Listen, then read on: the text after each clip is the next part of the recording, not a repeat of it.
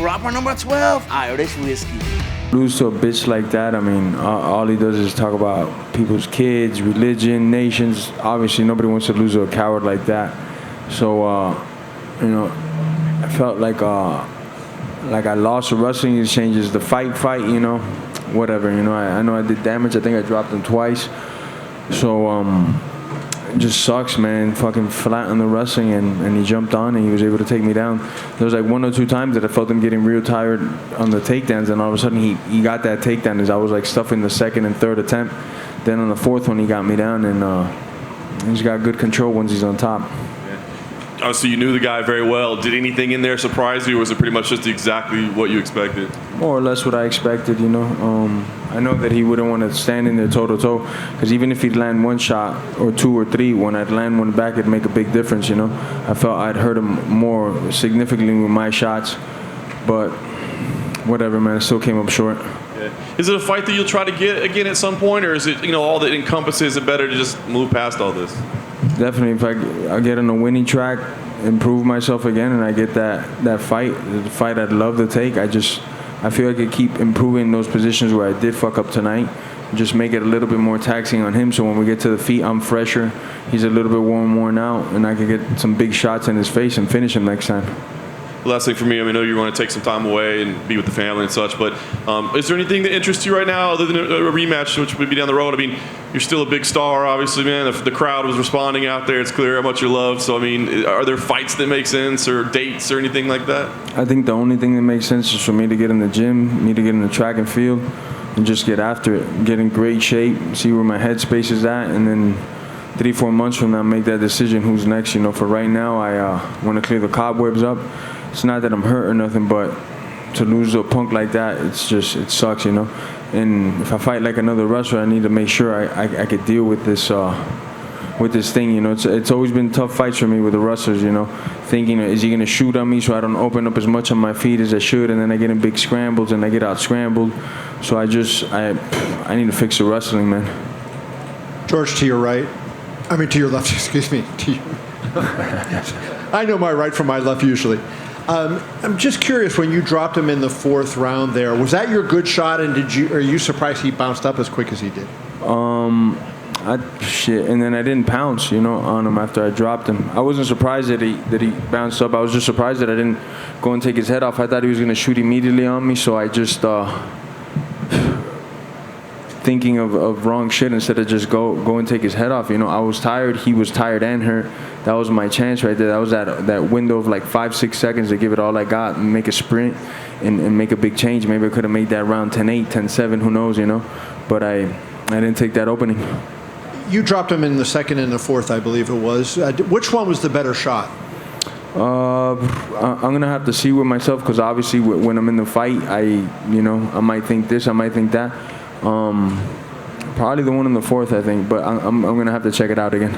The other thing, you know, you were standing there when he called out Dustin Poirier, and it was a little surprise to people. He's calling out a guy in a lighter weight class. Mm-hmm. He talked about, to me anyways, going up and fighting at 185, as opposed to saying Whitaker. He calls out Dustin Poirier, and I'm curious what you think that says about Colby for doing that. He's a bitch.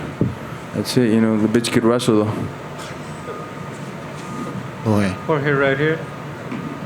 Go ahead, Austin. Did you think he was kind of fighting a little bit dirty in there? I know in the first round he poked you in the eye, and that started the wrestling, so you almost had the first round taken away from you from a foul.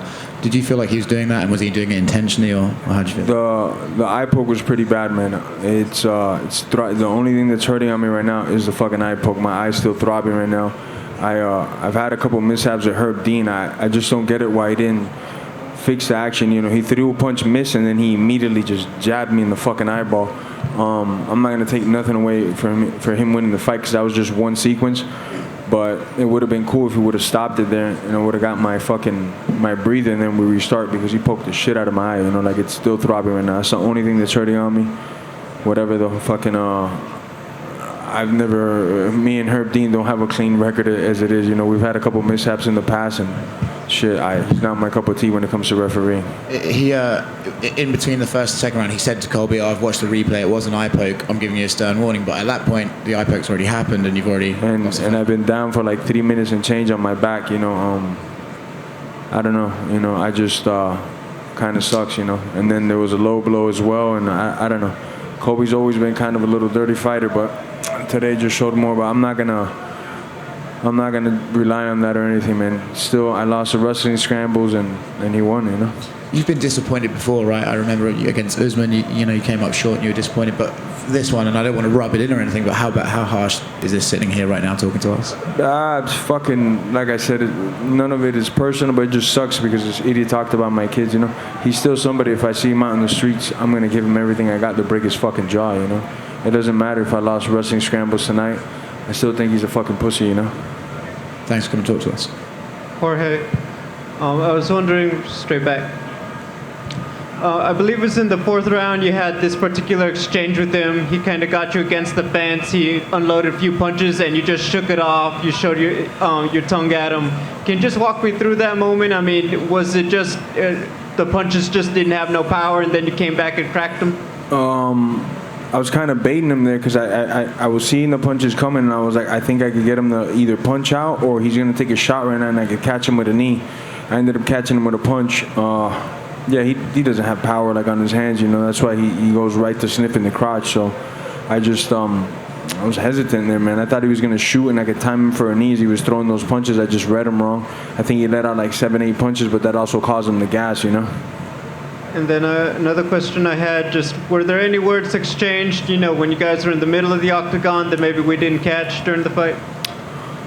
Yeah, me just telling him you're still a bitch and shit like that. Did he say anything back? I don't even know what he said, bro. But I know I just told him you're a bitch. Just, you know, I'll get you eventually. Now, I know you know, not too many fights that you've had back since the pandemic, so obviously a big crowd and big response to you tonight when you walked out. Just can you talk about what it's like this many years in your career? Now finally you're getting all of that kind of reaction when you finally walk out to the octagon? You know, this is like double-sided, you know. I've been doing it 20 years. I'm 37 years old. I wish I would have had the support maybe a little bit younger when I was a little bit younger. But I'm not mad that I'm getting it now, though. You know, I still love this sport. I still love what I do. I'm 37 years old, so it's not like in like my youth prime, but I still love this, you know. So I'm glad that I got the fans behind me, and they see that every time I step in there, I got one intention to take the other guy out. Can I ask just final question? You've obviously had losses before. When you go home, just like, how do you start putting the pieces back together and start rebuilding with the team, with your family and everything? Smoke a fat joint, eat a couple cheeseburgers, and then hit the gym, you know, and then hit the track and field, and then hit the gym and see how I'm holding up. And maybe like a month into it or something, I'll talk to my team, my coaches, see what they want to do. I leave it in their hands. I got the best management in the world. I feel I got the best coaches in the world. I'm in the passenger side for this one, you know. I'll let them decide when I come back. When I after the fight before this one. Jorge, back they wanted here. me to take a while, so I did, and then eventually I came back. Now I just talk to my team. If they want me to fight in 2-3 months, I'll do that. If they want me to fight 6-7 months from now, then I'll do that as well.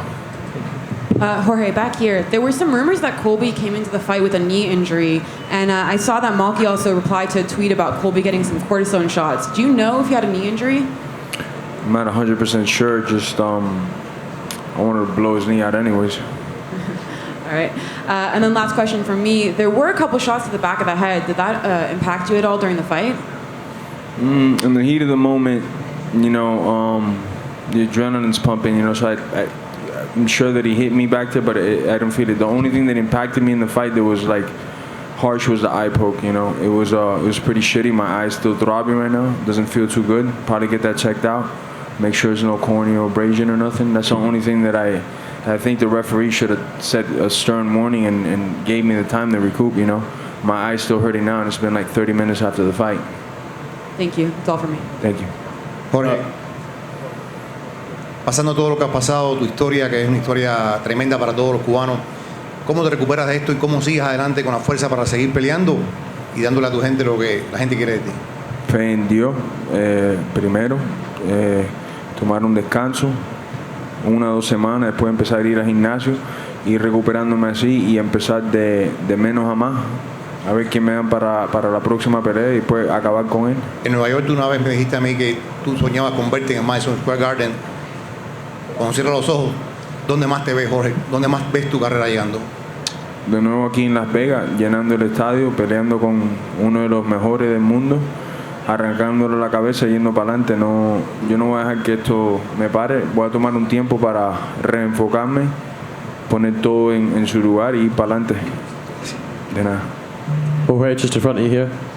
Obviously, you said before this fight, your ultimate goal, even though all this rivalry with Covington, is you won't retire until you're champion. Is that still the same? I'm 37 years old, so I want to give it all I got, and I base it off if I go to the gym 2-3 weeks from now and the young guys are beating my ass, and I've always said that'll be the time for me to hang it up. If I'm losing in the gym, I don't need to get in the cage to find that out.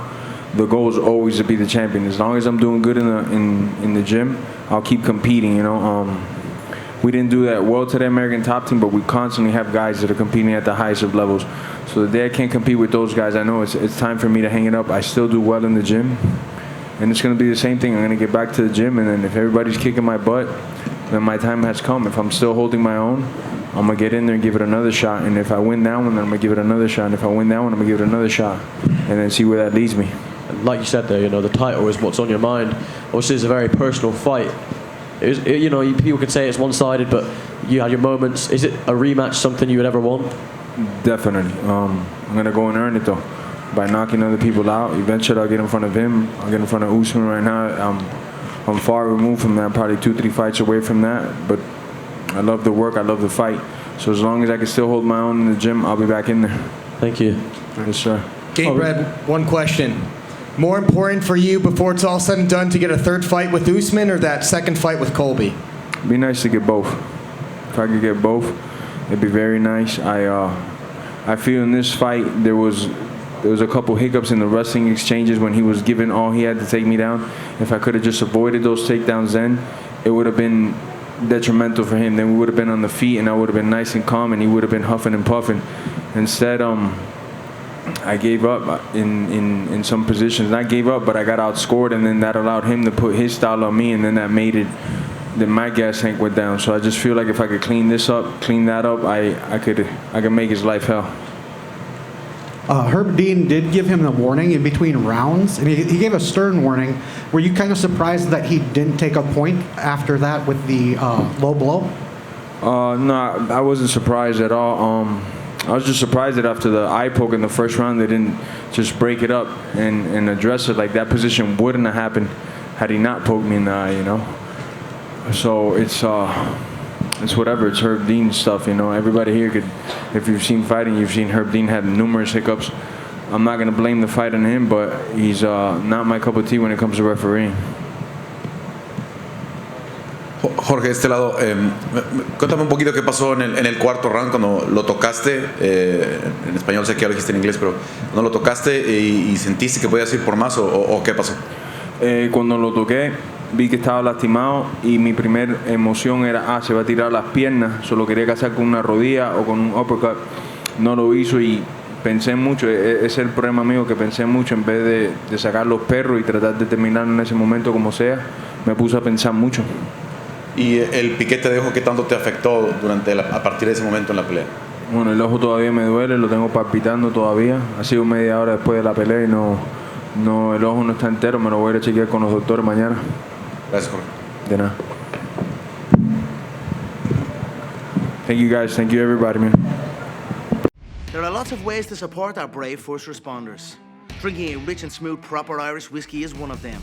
For every bottle of proper number 12 we sell, a donation is made to first responders. Here's to the proper heroes.